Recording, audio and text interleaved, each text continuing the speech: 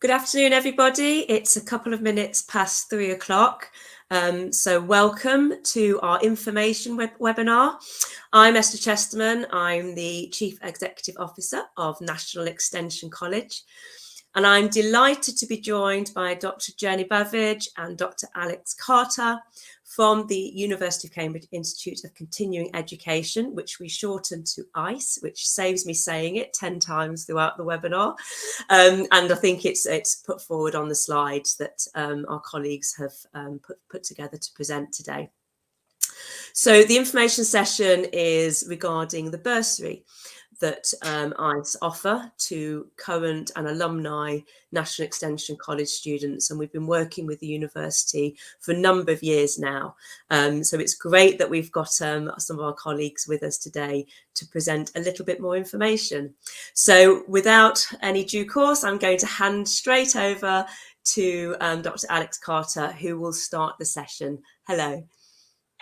Hi, thank you for that. Yes, I'm Alex Carter. I oversee the philosophy courses at ICE. I'm going to talk a little bit about those in a moment. But first, I just wanted to very briefly introduce you to the Institute of Continuing Education. The Institute is part of the University of Cambridge.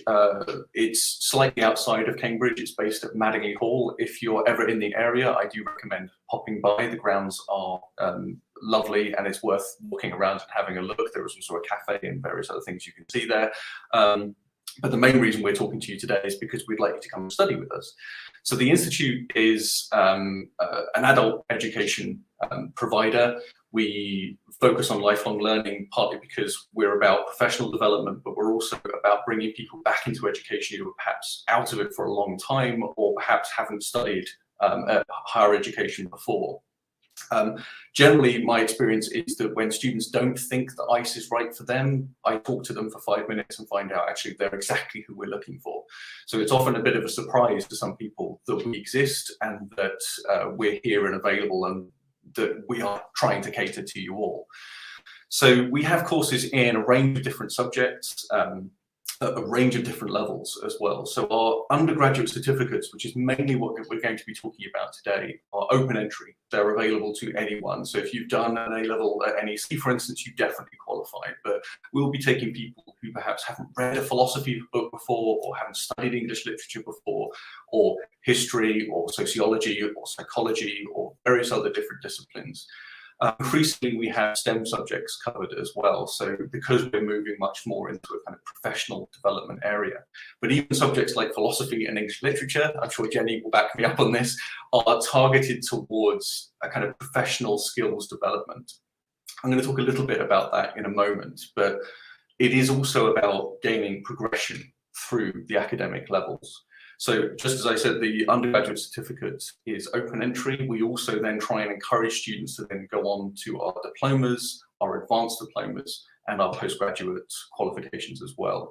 So some students will end up studying postgraduate courses at the University of Cambridge itself, but we also have postgraduate courses that we offer, all of which are part-time, all of which are intended to work around your lives. We fully understand and expect that students will have families, jobs, other pressures that are affecting them. Health can be a really big issue for some of our students, but we have flexibility built into the courses. So we have short-term extensions that you can request relatively easily with a very quick online form that enables you to gain an extra 2 weeks on an assignment. I'm sure other providers do this too, but I think what's really great about ICE is that you kind of get that assurance that that's going to be there and that you have that option. The fact that we're now teaching online as well, I think is really helping a lot of people.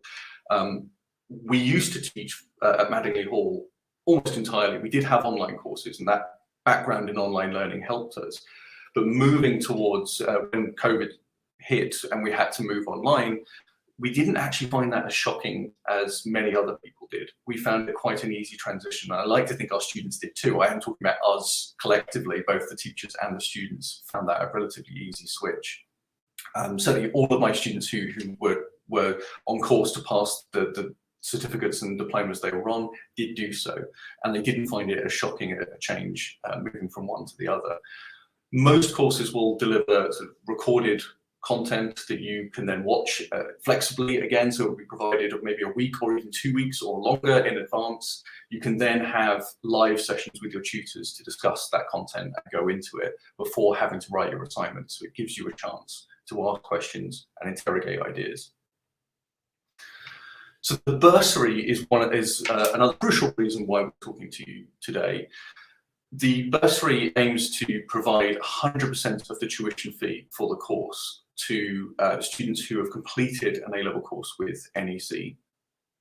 There are further eligibility requirements. You might want to just check the ICE website for this, but also I think the NEC website, which I think will probably has already been shared with you, but if not, we will share that with you. You can apply for the bursary and find out if you're eligible before having to obviously take up an offer for a course, etc. But you know that if that's the thing that's perhaps holding you back or is the issue, then that financial constraint is removed. There is no academic constraint beyond having this A-level from NEC anyway. And students who haven't studied philosophy before are welcome in my philosophy classroom. I have plenty of philosophy students who are studying philosophy for the first time on the certificate. If you want to apply, make sure you apply before the 19th of April 2022. So not a huge amount of time on this, but do get that application in. The deadlines for applications to the courses are a lot longer. So if you get approval for the bursary, you can then be applying for the course, and you don't actually have to take up your offer until later in the summer if you're worried that maybe time is an issue there. Okay. So I'm going to talk a little bit about the certificates in philosophy before I hand over to my colleague Jenny to talk about the certificates in English literature. Philosophy has a bit of a strange reputation. I think if you mention philosophy to most people, I remember sitting in an office once and saying to someone, "What if I told you your mind doesn't exist?" And you can imagine the kind of response I got. And that's entirely fair. Philosophers are strange. They talk about weird things. Someone once likened us to Martians arriving on Earth and asking questions that Martians might ask, such as, what is sport? Why do you laugh at things? That kind of thing. That said, philosophy is also about the everyday. It is about problems that we are facing, and it's about doing things that we all do. So philosophers are perhaps only unique insofar as they want to engage technically with everyday issues. So they want to take a word like idea or belief or knowledge and say, what is that word? What does it refer to? What's it picking out? And really get technical about it and say, well, what Descartes calls an idea isn't what Hume calls an idea. And so maybe we need to work out what the differences are here and work out where the disagreement is, which one's right, and we work through a process analyzing those ideas. So it's really very similar to English literature in the sense that it's a literary study. We're engaging in reading texts and trying to understand them, but I don't think this differentiates it too much from English literature, but philosophy is also something we do. In fact, I just finished my session with my certificate philosophy students on Sunday, yesterday. And we were questioning, we were defending, we were critiquing, we were distinguishing, we were comparing, and quite often we were provoking each other. We were saying, but there's a problem here. You might not see the problem, but I need to provoke you to make you aware that this is even a problem. For instance, I'm doing philosophy of sport this week as well, with some master's students in law. Weirdly enough, they're sports lawyers. And I'm going to be talking to them about philosophy of sport, partly because it's a really interesting way of asking questions about gender equality, or about fairness, or about what is the rule. And in law, there are plenty of rules. So this is about taking something which might seem totally alien to your professional life, to what you're interested in generally, and then saying, how does philosophy help me to understand it? And so stepping back and asking these questions like, what is it? That's really what philosophy is all about. So I'm not one of those philosophers, and there are a few still around, but the person I think of when I think of the person who thinks that philosophy is essential is Aristotle. He says that philosophy is unavoidable because if you start to argue that you shouldn't do philosophy, you're already doing it. So any of you are thinking, I'm not doing philosophy, this guy's wasting his time, then Aristotle is there to say, well, you're already doing it, so you haven't avoided it at all. I don't necessarily agree with Aristotle now. I don't think everyone needs to be a philosopher, but I do think anyone can philosophize and that it's useful to anyone. So the way in which I couch this out is just to say that philosophy is not so much about what to think. We don't beware any philosopher who ever tells you this is what you should believe. Rather, it's about how to think. And I know that sounds equally arrogant to say, oh, I know how to think and you don't. We are all philosophers, so we all think about where our thinking goes wrong, where it goes right, etc. But philosophers really want to harden that and work out, is there a better way to think about these things? Take a really famous example of a philosophical problem like, does God exist? You'll have theists saying God does exist. You'll have atheists saying God does not exist. My philosopher of choice comes in and says you're both wrong, because you're thinking in the wrong way about God. You're thinking about existence, and that's just not what is important here. If you walk into a shop and someone gives you the wrong change, it is no consolation if they say, don't worry, numbers don't exist. So the point is that numbers, like God, are meaningful terms that don't have to matter, don't have to attach to something that exists. That's the point he's making. And his point is, we talk about this stuff all the time. If you're looking for an analogy with God, don't think of solar systems, think of money. Okay. So philosophy has this reputation for being abstract and detached and disinterested. And I think that is, in some cases, deserved, but largely undeserved, because philosophy graduates, people who study philosophy, whether they go on to do philosophy in their later life is irrelevant. But those leaving philosophy tend to be quite high in the terms of general competence, because they can approach any problem and say, what's going on here? What's the problem? And once I know the problem, now I can try and find the solution. But we don't jump to a solution. We try and work out what the problem is first. The only people to score higher, apparently, are economics graduates. I don't know entirely why that would be the case, although I suspect it would be something to do with the fact that they also have numbers. So they have numbers, and they also have to ask questions like, what's going on here? What's the problem? What's the cause? What's the correlation? And so on. You're also entirely welcome to question whether or not philosophers are really at the top of that list, or whether someone fudged the list to make sure the philosophers were higher. That is entirely open to debate. So when you're studying philosophy, I want to stress that it's, again, flexible. It's about part-time. We make sure that home study is possible. We will always try and support students if they need certain materials, if they need certain resources, if we need to teach in different ways. So if there are disabilities, or if there are just things that you're finding difficult, we will try and flex the course to fit you.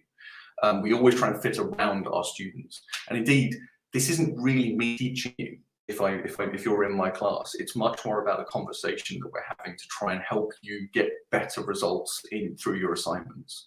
Jenny, I know, is going to be talking a little bit more about the assignments from the English literature side, but they're very similar to the assignments that we do in philosophy. Short 1,500 to 2,000 word essays. If that sounds like a lot, trust me, when you come to write them, you will wish that you had more words, because the kinds of questions we ask invite you to engage in those kinds of shorter essays. If you complete the certificate, and it could be one certificate you do in philosophy, or you can do both. If you do both, it's the equivalent to the first year of a degree. You can then go on to what is the equivalent of a second year of a degree by doing the undergraduate diploma. And this is in creativity theory, which sounds odd, I know, but again, it's about professional development, it's about engaging in skills development. And then if you wanted to, you could go on to the advanced diploma, which is where you develop research skills. It's where you can research anything you want, pretty much. If we can support it, we will support it. If we can find someone in the whole university who will support your research, we will let you engage in that research in that topic. And finally, for philosophy, we also have postgraduate courses. So if you wanted to start with a certificate and work your way up to developing AI ethics programs, advising people in AI how to be more ethical, you could work your way up to the MST, which is a Master of Studies in AI ethics and society. And in that, it's philosophical, yes, but it's also about the technical, it's also about sociological, and so on. So you can bring together learning that you've perhaps picked up elsewhere and bring it together with philosophy. Okay, I'm going to end there and hand over to Jenny, but I hope all of that makes sense. Thank you, Alex, and thanks everyone for joining us this afternoon. Now, my job at this point is to persuade all of you who've just been persuaded to take the bursary and then do philosophy, that actually what you want to do is do literature instead. now. So I'm going to try and steal all Alex's potential students away.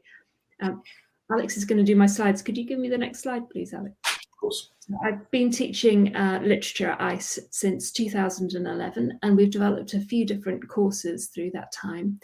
The course that NEC students will be interested in looking at is the Certificate in English Literature, which next year will be called Approaches to Literary Study. And just as with Alex's philosophy certificates, this would earn you 60 credits, what we call level 4. So that's the equivalent of the first year of a BA degree. Next year, so we split up into 3 terms. The terms are called after the Cambridge traditional names for terms, which are, the first term is called Michaelmas, the second term is called Lent, and the third term, which happens in the summer, is called Easter term. We're in it at the minute. So those terms are all developed around a different topic, a different area. And for English literature approaches to literary study, the first term is a kind of introduction to literary study. So we look at how to look at poems, how to look at prose, particularly novels and short stories, and really how to address literary study as a whole. So what we're doing when we look at literature. The key thing for us, and if you're doing an English A-level or if you've done some English literature study before, then the idea is to look closely at the text, to read the text itself, and then start to build your own interpretation out of it. Again, as Alex was saying about philosophy, if you haven't studied literature before, that doesn't mean that you can't apply for the certificate in English literature. We start slowly and we build our literary analytical skills that first term and get to know the kind of critical vocabulary that literary critics use.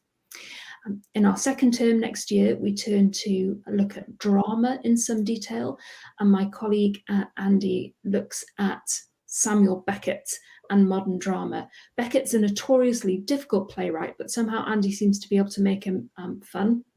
And students often start that term rather dreading having to read all of Beckett's plays, but with some careful selection, we find good questions to ask about how they work, how to study drama, and the kind of actually philosophical and theoretical questions that rise out of a playwright like Beckett.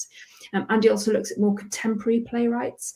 He looks at Pinter as well as a contrast to what Beckett does, and it's a really good in-depth way of getting in-depth knowledge about this particular playwright and what's happened in modern drama as a whole.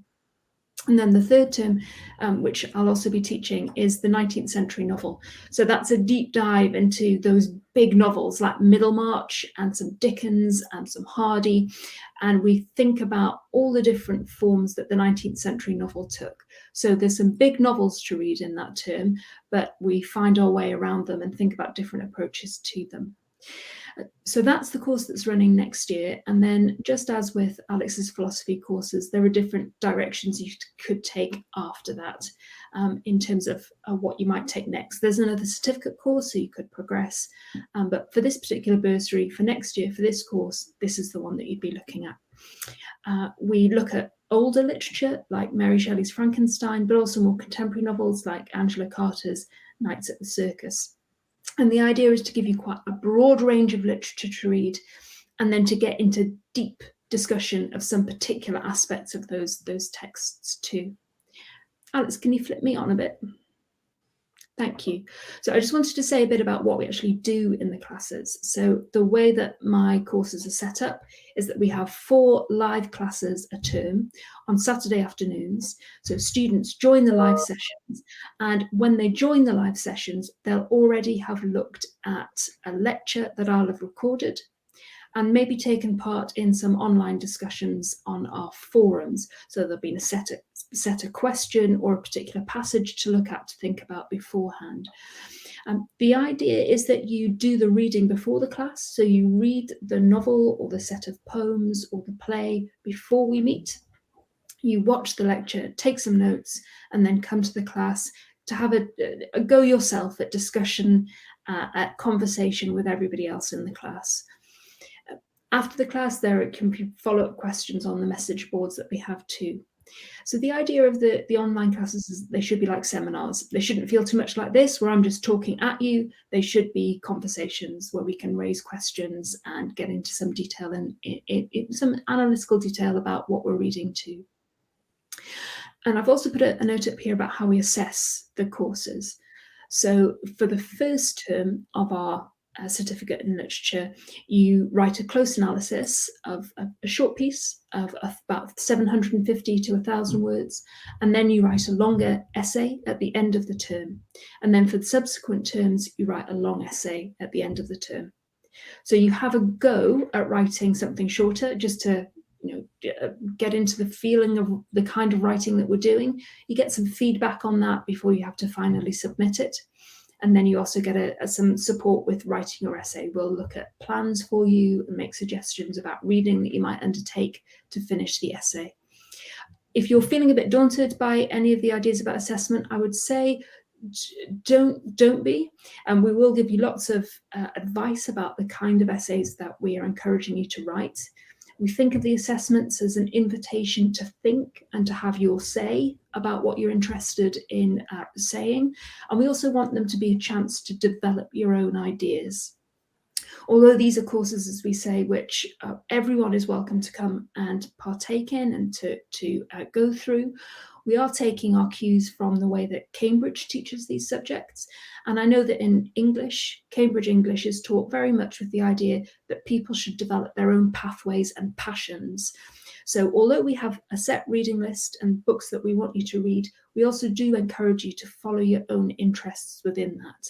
So this term, for example, we've got students who've been looking at, some of my students have been looking at adaptation theory, adaptation of classics. So things like we read Romeo and Juliet, then we watched all the adaptations, and we read Wuthering Heights, and we talked about the different critical and creative responses to Wuthering Heights. And students have taken very different pathways in their assessments. Somebody wrote an essay entirely about the different kinds of flora and fauna that are in the novel of Wuthering Heights, and then how the landscape appears on films. Somebody else wrote a scene-by-scene analysis of Baz Luhrmann's Romeo and Juliet, the one that stars Leonardo DiCaprio and Claire Danes, and did a scene-by-scene analysis of how that related to the play text. So those were two completely different essays that the students had just got passionate about the subject in and followed that through. So we encourage you to find your own pathways, but we will give you lots of support about how to develop the key skills to write your pieces. We won't leave you on your own, I promise, just to write your essay up by yourself. Alex, can I have my next picture up? I just wanted to give you a sense of what you get as part of the learning materials. You have lectures every week, and lectures for every block. So about every 2 weeks, you get a new set of lectures to watch. They're about an hour to an hour and a half in total. And you can watch them in your own time. So you can watch 20 minutes here, 20 minutes later. You can pause it, you can start it again, and take notes as you want. This is me giving my deathless lecture on Virginia Woolf, I think, by the looks of things, or at least I'm mentioning Virginia Woolf at this point. And the idea is that you can pace it yourself. You don't just have to sit down a particular time to watch your lectures. I know that some of my students find it helpful to watch in little bits and then go off and do a bit of reading and then come back and then watch another bit. And for me, this is one of the great advantages of online teaching like this. It's not that the lecture happens once only, and if you weren't there and you missed it, bad luck.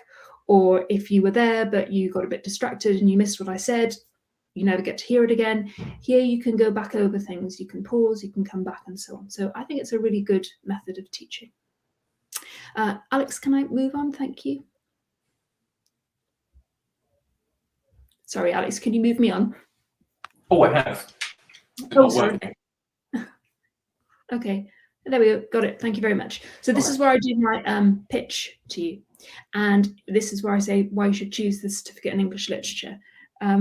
I would say that the reason to do it is if you're particularly passionate about reading. So if your way to the world, if you like, or the thing that you get the most joy out of is reading, whether it's poetry or plays or novels, then this course will give you the time and the space to go into real depth with your discussion and your analysis of what you read. It will also introduce you to new things and push you a bit, maybe. It will give you a reading list and set you some challenges in terms of what you read. So it might take you out of your comfort zone.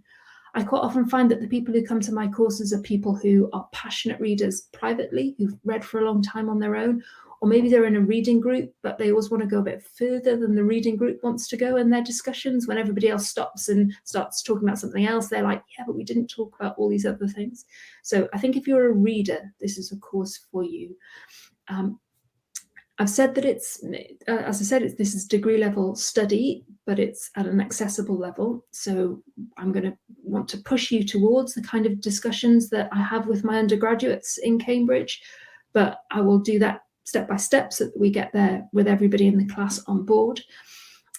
As with the other courses at ICE, you will get a library card, library pass, that lets you into the considerable resources of the university library.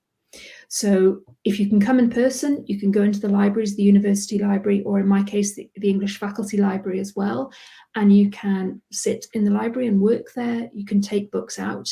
But if you can't come to Cambridge, then you can use all the extensive resources of the online holdings, and everything that we put on the reading lists, you should be able to get through the online holdings of the university. So you can sit at home in the comfort of your own room, and you can order up electronic copies of everything that we, all the reference books that we put on the reading lists. On my courses, sometimes you have to get your own copies of novels, things that the library doesn't hold. Some novels, some of the plays you have to get yourself, but most of it you can get via the libraries. And I think maybe my biggest call to anybody who's interested in doing this kind of study is that you get to be with other people who are really into it. And I'm sure this is true of all students who are working with the National Extension College, is you're there because you want to be. You're there because you want to learn, and you want to be with other people who want to learn. And I know for Alex and I and our colleagues, it's one of the great joys of the teaching that we get to do with at the Institute, is that our students all want to be there. They're there because they're really interested in learning. They're deeply interested in the subject. And I know that in my classrooms, I've got people from all sorts of different places and backgrounds, people from around the world, different ages. At the minute in my classes, I've got students who are maybe just starting out. They're around 21 or 22, right up to people in their 70s and 80s who are still learning, who still want to be doing things, still want to be coming back into classrooms of all sorts. So they're a really, really diverse range of people from different backgrounds, but they're united by this one thing, that they've read this novel or they've read this poem and they want to come and talk about it with other people who are equally as interested in pulling it apart and thinking about it and saying why they love it, or maybe why they hate it, or why they want to know what's going to come next. And that would be my sell to you. I think literature is a way of finding conversations, of entering into a conversation that's been going on for a very long time, but that it's also your part in the conversation that becomes important, your way of analysing, your way of thinking, your way of reading.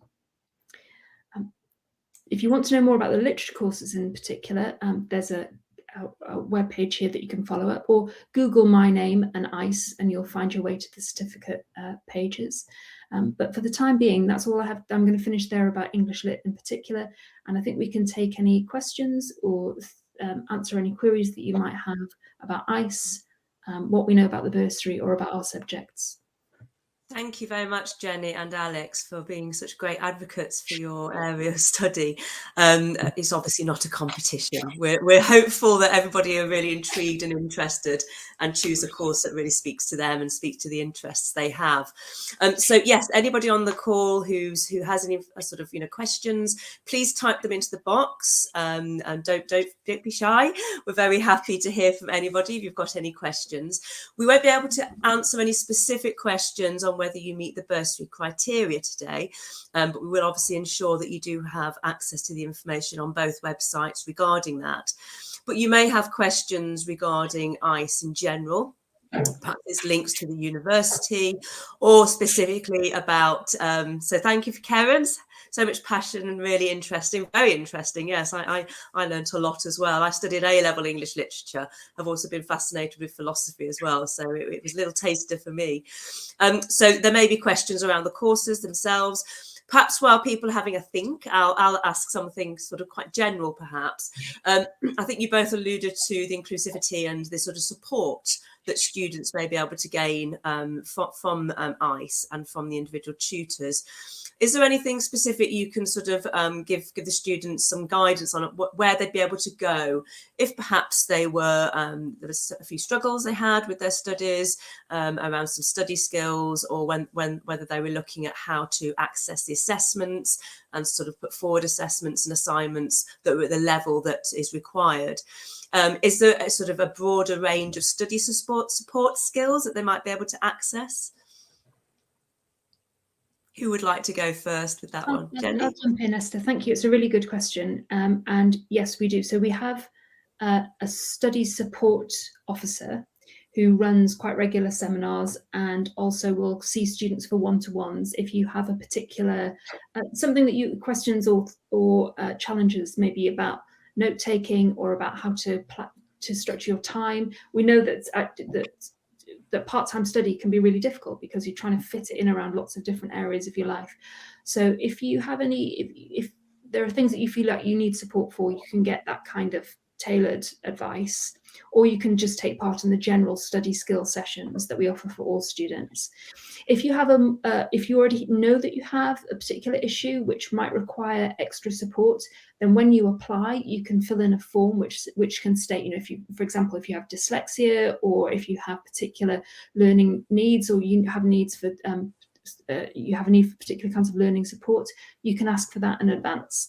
And you can do that in a confidential way, and the study support team will just let your tutor know as and when you might need extra time or that kind of thing. So there are some things you can put in place if you know about them before the course begins, and then there are also things that you can just pick up as general study skills as you go through. And then the course teams will also keep in touch with you. If you run into difficulties, and people do sometimes, if you get ill suddenly, then there is advice about how to apply for an extension here and there, or if you need to hand in an assignment a bit late or something. So although I know that sometimes looking from the outside, Cambridge can seem as if it's all walls and gates, and it sounds very terrifying. I know that probably when Alex and I went for our job interviews there, as we both came from outside Cambridge, we had that feeling. Once you've managed to walk through the door, or walk through into the Zoom room, as it will be, you find that actually it's not as fearsome as it looks from the outside. And hopefully it's a good combination of the kind of excellence, the tradition of excellence that Cambridge has, and that reputation that we want to be part of, but with a wider gate and a more open door. So in practical terms, that support is there, Esther. Thank you. Thank you very much, Jenny. Anything practical that I've missed? So Alex, I wonder if you could perhaps pick up the next question. Will there be future opportunities with ICE? I'm not at the level to apply for the bursary, but it was something I'd be interested in once I have my A-levels. Thank you for that question, Francesca. So as far as NEC is concerned, we're looking to continue a bursary relationship with ICE. I think I can probably answer that question, and we definitely explore future opportunities. And though we're focused on the bursary at the moment with National Extension College, you did perhaps allude to other financial support students may be able to access. Is that something they can do at application stage?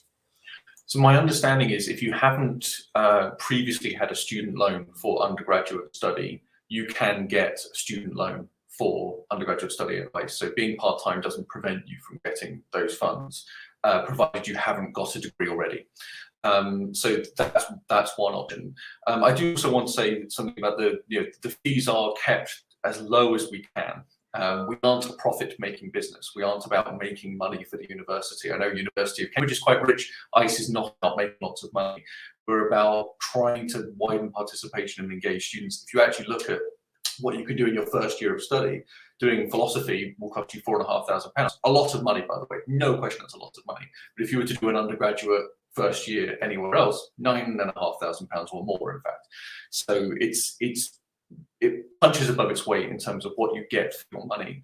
But we are conscious of that, and we will always try and support students in trying to get texts, as Jenny says, that are online, so that students don't have to buy text, etc., and encourage it. And if I've had one situation where a student couldn't get to the library and it wasn't online, so I took photos of the pages myself and sent the student those pages. So that kind of thing can be done as well. So we're always there to try and support learning wherever we can. So there are definitely future opportunities. And I would say, so even if you're applying for the bursary, you don't get the bursary, please do consider it still as an option. It's wonderful if you can get the bursary. If you can't get the bursary, hopefully we'll still be encouraged to apply. Thank you very much, Alex. Anything to add? Yeah, I was just going to say it's worth going and having a look at our website and looking at the page about finances, because the NEC bursary is a really good one, because you get all of the fees paid, but there are other bursaries which will just maybe pay half of the fees, or at least some of them. So there are a few other ones on offer. And very, very quickly, I just spoke to a student who's applying and asked about bursaries, and I said, "You're a teacher, right?" She said, "Yes, I'm studying philosophy because I teach philosophy." And I said, "Well, then apply for some funding from your employer that might do this." And I've had success with this before. A student was researching sustainability in water provision, and she works for Anglian Water. Don't dislike her just for that, but she worked for Anglian Water, and they managed to pay some of her fees. So it's definitely worth asking. It's always worth asking about those sorts of things. Great, thank you very much. Thank you both for that very full answer. We've got a question from Novels and Knitting, great name. If someone studies the certificate with ICE, can those credits be used elsewhere to continue? Is that something either of you could answer? Oh, sorry, Jenny, go ahead. Oh, okay. Look at us both being too polite. Yes, it depends on the institution that you're applying to. So it's always worth just checking with the institute that you want, with whatever university you would like to move into, that they accept incoming credit and that they would accept the credit from us. But what you're getting is credits that you should be able to take to another institution and offer. You can say, I've already got, say, 120 credits from ICE. So if you took 2 certificates from us, you'd have 120 credits, which would be the equivalent of a first year BA. So you could take that to another institution and say, can you take my incoming credits? And then you could start maybe in their second year. And we're building towards, so we have we have had students who've gone from our courses to the Open University, for example, and finished a BA degree at the Open University. Another one of my students went to Birkbeck College and took some credits from us and went into a Birkbeck degree as well. So it depends where you're going and depends what your credits are in, but they are transferable. Yeah. Wonderful. Thank you, Jenny. Anything to add to that, Alex? Oh, just briefly, just to say, in my experience, generally, if it's in the UK, you don't have a problem. If it's abroad, you might have to check with them and try and work out credit ratings and that kind of thing. So, but I've had students transfer to the US as well as Australia, so the credits can be transferred internationally, but it's certainly just more straightforward if it's just the UK. Yeah, no, that's good to know. Thank you very much. Jenny, sorry. I just wanted to pick up on Novels and Knittings' comments about Cambridge colleges, because some of my students have gone on to study at Cambridge, to study for a full Cambridge degree. And you have to start at the beginning of a Cambridge degree. So you can do credits with us, and they will be used by admissions tutors at Cambridge colleges for the full Cambridge degree as what they would call evidence of recent study. And that they would use them as if you already have, say, an A-level from the NEC, and then you've done some qualifications with us, they would see that as making a nicely rounded application. So something that would make sense to them as so ours wouldn't be a qualification to enter Cambridge, but they would be a good sign of your aptitude if you'd done well on our courses. So some of my students who've done some of my literature courses have then gone on to successfully apply to do the Cambridge Tripos in English, the 3-year English degree at Cambridge. So that's another route, but you generally, Cambridge wants you to start from the first year. Yes, and it's classified, I think, slightly as that contextual offer, isn't it, around that rounded sort of picture of who you are, and you know, the sort of body of knowledge you've got already. But I can understand, of course, that Cambridge want you to start at the beginning so that you're growing with your knowledge in the way that they've planned that programme and that pathway. Yeah. Thank you. Alex, are you going to add? Sorry, I was going to say, Jenny doesn't know this, I don't think, but I went to matriculation dinner at my college last week for a course that was starting. It's just started. It's an MST and it starts at this time of year. I know that seems strange, but they started in the Easter term. And one of the students I recognised, and she was on the advanced diploma. She did English literature with Jenny, and she was on my. I'm course director for that course, so we both had a connection to the student. And yeah, she was sitting at a table with everyone else at matriculation for her masters. So, and I had no idea she was going to be there, and I don't think Jenny knows that she's there either. So we'll talk about that later, I'm sure. That's wonderful, wonderful case study to sort of hear a really authentic sort of story of where somebody's moved towards obviously their dream, which is, it sounds as if that person's dream is to move through the Cambridge programme fully. So that's fantastic. I don't think we have any more questions. Thank you both so much. The webinar is recorded. So anybody who shows any interest, we will put on our website, and then they'll be able to watch back, obviously sort of have a bit of an understanding and knowledge of the Institute of Continuing Education, but also specifically of philosophy and literature, if they're interested in those routes and those pathways. The bursary information is there again, and some more information from National Extension College. And obviously you can contact either the Institute for Continuing Education or National Extension College if you have any questions on the specific bursary. Thank you both again. Lovely to have met you, and thank you for joining us in this information session. Thank you, Esther. Thanks, everyone. Bye.